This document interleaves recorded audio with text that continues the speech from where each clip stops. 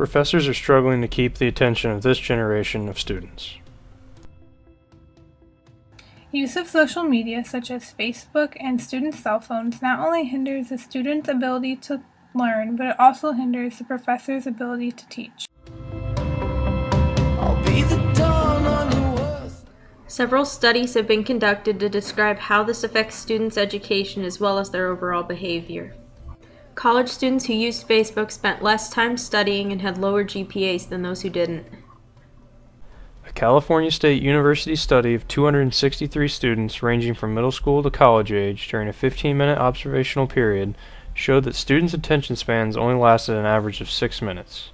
Most of you are already bored of looking at this clock and has been here for way less than one. Most obviously, these distractions have affected students' GPAs, but professors have also noticed a change in students' social behaviors as well. Similarly, of the 635 teachers surveyed for the Common Sense Project, about 71% of them thought that technology was hurting a students' attention spans either somewhat or a lot.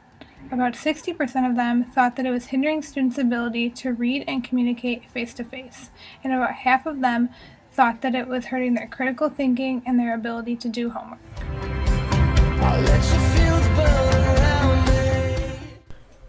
Professors don't think technology is a lost cause, however. Many are using things such as the iClicker and Hot Seat to keep students' attention and engage them in the material. Professors have also tried to make homework, quizzes, reports, and class details easier to access through the use of technology. Services such as Blackboard, Canvas, WebAssign, and Connect make it easier to submit and grade assignments given in class.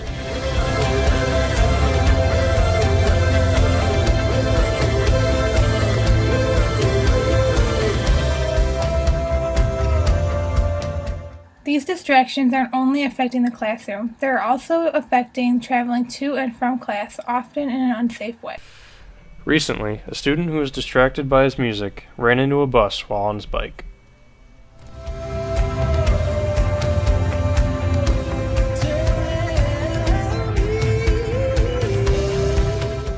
Many students today even use their cell phones while they're driving. This not only puts the driver in danger, but it also puts pedestrians around the school grounds in danger as well.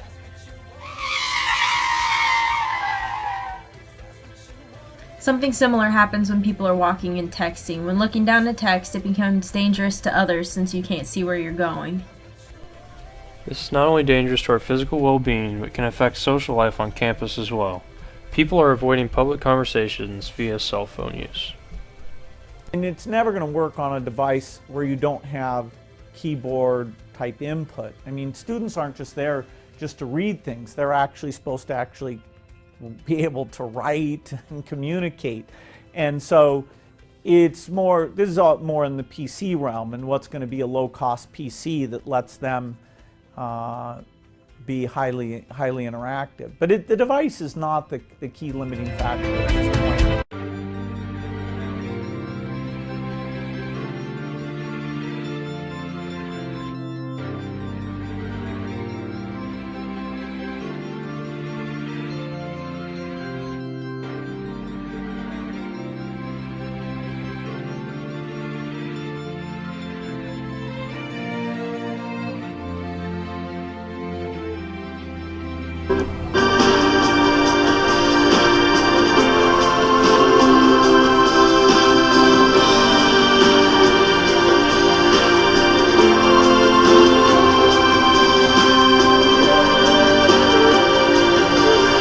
Students have a much different view on what technology is doing for them versus the effects society and professors think it has on them. In a survey we conducted of 82 high school and college students, 77.9% of them said that technology was beneficial to their education. In this classroom setting, you can definitely tell that technology is being used, but how much of it is being used in the right way. According to our survey of the same students, 74.3% of them said they had used this technology in a non-educational way. It's easy to see that when you have technology such as this at your fingertips, it's very easy to get distracted in class. According to our survey, these devices give easy access to the internet and websites frequently used by students, such as Twitter, Facebook, YouTube, Reddit, Tumblr, Wanelo, and Pinterest. But the act of multitasking and use of sites like these has become so second nature to us that we don't even notice that we're doing it.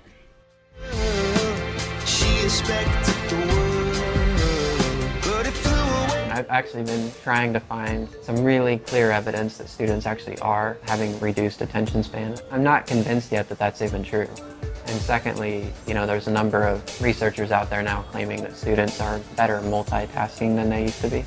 And, so in that sense, they're a different type of thinker than they used to be. And not necessarily a worse thinker, not necessarily better, but they're different. The only way this has become second nature is by the large amount of time that we devote to it in our daily lives. This large amount of time has caused students to become addicted and cuts in the time that they would normally use to study for class. As we mentioned earlier, professors believe that the excess time students use technology is not only affecting their studies, but is also affecting the social aspect of education. Students argue that this technology is actually bringing them closer together. This technology helps us maintain relationships between people in different areas by removing distance as a factor in the equation.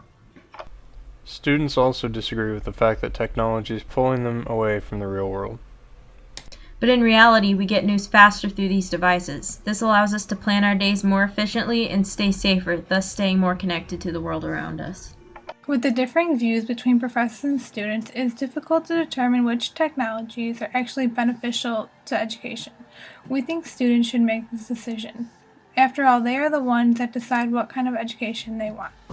So what can we as students do to ensure that technology use is a positive rather than a negative? Before class, use your time to preview upcoming material for that day. Think of questions to ask if something's unclear. When you're in class, be in class. Focus on what's going on. Use the technology that professors provide to get your work done. When you have time with the people around you, dedicate that time to them. Don't ignore them for someone who isn't there. And when people are around you, don't avoid conversation with technology. Be social. Technology can be good when it's used appropriately, and if students can learn to focus in class, it can benefit our education.